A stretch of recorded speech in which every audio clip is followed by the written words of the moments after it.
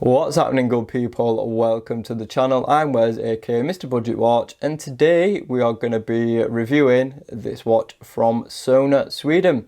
Now, they were kind enough to loan this to the channel to review, but it does have to make its way back once the review has been completed. But you guys know by now that that doesn't change my opinion. So what we're going to do in this one is, go over all the usable specifications, all the stuff I like, all the stuff I don't like, and any problems and issues. So let's start off with those sizes.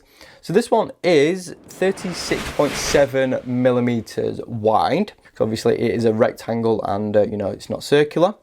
Tall, it is 38.3, so that is there to there. And then we go lug to lug, it's actually 45.9, so it's very, very nice and compact. 10.7 millimeters thick, and it weighs 131 gram on this Milanese. Sapphire crystal, full stainless steel case and bracelet, see-through loom on those hands, and 100 meters of water resistance, which is very, very impressive for a dress watch. So let's talk a little bit more in detail about this watch. And the first thing is obviously that dial, because there is no bezel. So as you can see, it is a very simplistic and clean and minimal looking dial.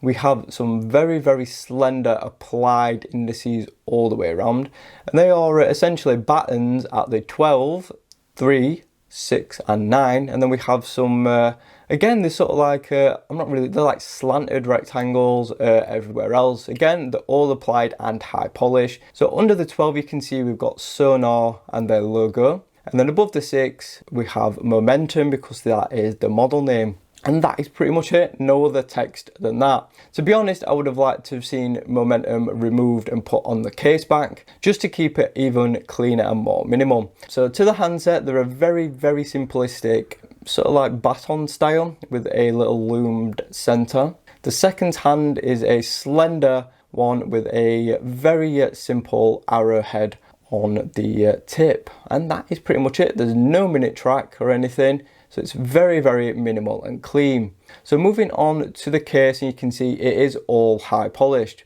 Now I wish they would have put a few brush sifts on this just to break up all that high polish, because to me it's just a little bit too much. It's a little bit too shiny.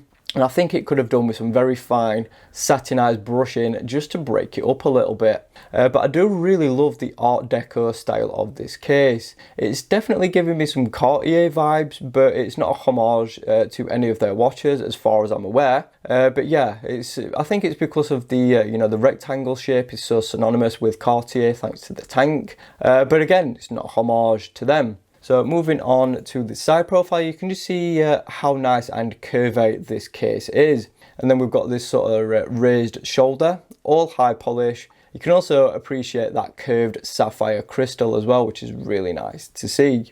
No AR coating on that crystal though, which is a little bit of a shame. But it would have been nice to have a few layers of AR. This side again, all high polish, apart from we have a polished and undersigned crown. It's not screwed down, it's just a regular, push pull. And that is pretty much it. Very clean, very simple, and quite elegant as well. So moving on, we're going to take a look at that case back. You can see very, very simple, bit of dust there. You can see we've got the Sona logo at the top, Start Your Legacy, stainless steel sapphire, Japanese movement, and 58 meters water resistance. You can see very, very nice, smooth brushed finish. And we've got these little tiny screws in each corner holding it all in place. Quite impressive that this has got 100 meters of water resistance though, given it's a screw-in case back and a non-screw down crown. So I'm, really impressed. So now we're going to talk one issue I'm actually having, and that is sort of with the build of this watch. I'm not sure whether it's, isolated to this one, or whether it's a more common issue. I'm not entirely sure. But what you can notice is, when you put the strap down like that, you can see that it sits higher at this side and lower at that side. It also does the same at the bottom as well. If you let it, just rest, you can see it sort of slopes. Not really sure why it does that. So maybe it's a little bit of a defect, or maybe there's just something wrong with this particular one. I'm not entirely sure, but if it is a more prevalent problem, then Sonar need to fix that before you know, they're released to you know, the general public. So that's definitely something you know, that needs addressing. So yeah, that's my only issue really with the watch case. So now we're going to move on to the bracelet. And of course, it is a metal Milanese. And you know what? I'm actually growing to like these straps. I was not a fan of them at first, but the more I have them, the more I'm starting to appreciate them.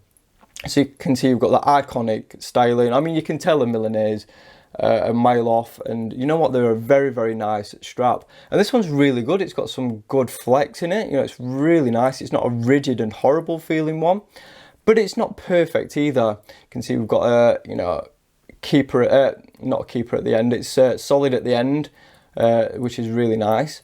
But my first issue really is with this. I mean, it looks nice and it's functional, but it's not the best. You can see it's brushed. We've got that little bit here, and you need a little tool to pop that open, and then you can adjust this portion for sizing. So it's really nice. You can have it pretty much anywhere up and down the strap to suit your wrist size, which is one of the things I really do like about these bracelets. My only issue is with this latch.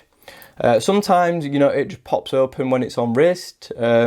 Sometimes it doesn't seat properly as well, so you have to like take it off and put it back on again, and it's a little bit flawed. You can also see we have that little pole right there, which is where the other part of the strap connects to, and it connects there, and then you fold it over and that locks it in place. But sometimes this will just pop loose on its own, and it rattles a lot as well.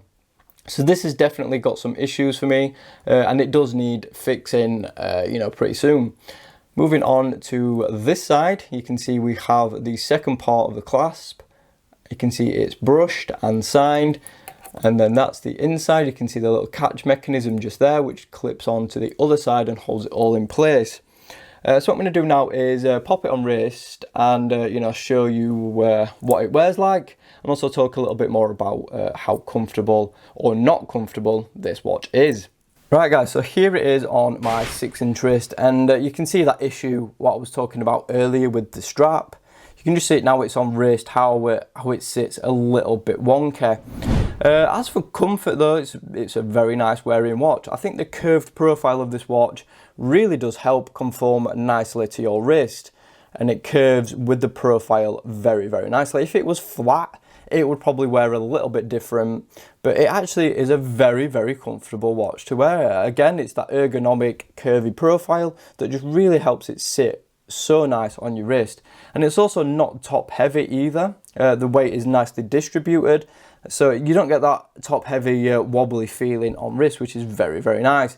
And again, just that curvy profile, not only does it look really nice on wrist, you can just see it there and how nice that curvature is, but it does help with comfort thanks to, you know, the ergonomic shape of it.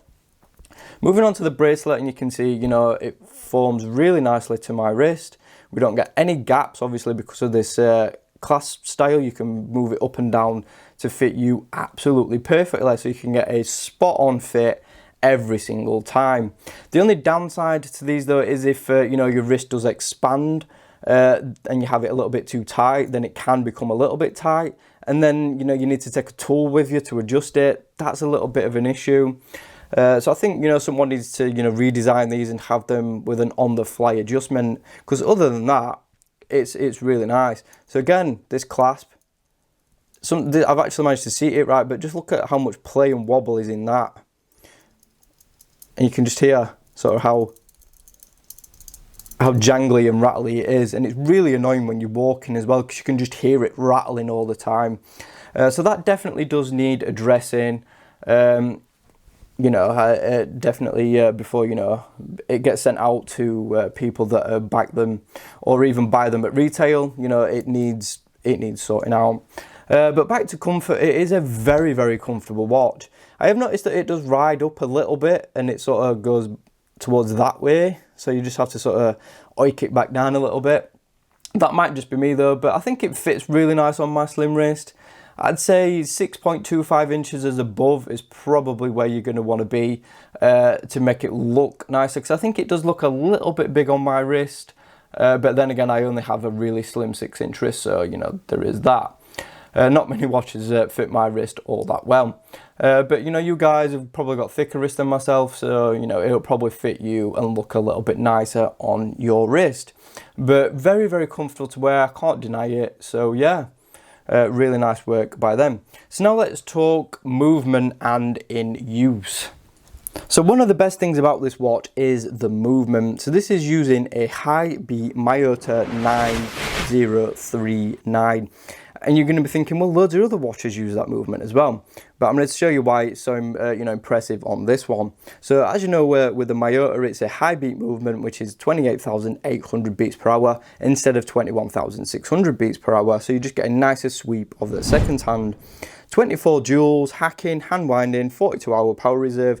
And the accuracy, I forgot to write it down. It's very, very good. I'll pop it on screen now. It's actually better than an NH35. But then again, it's a more expensive movement.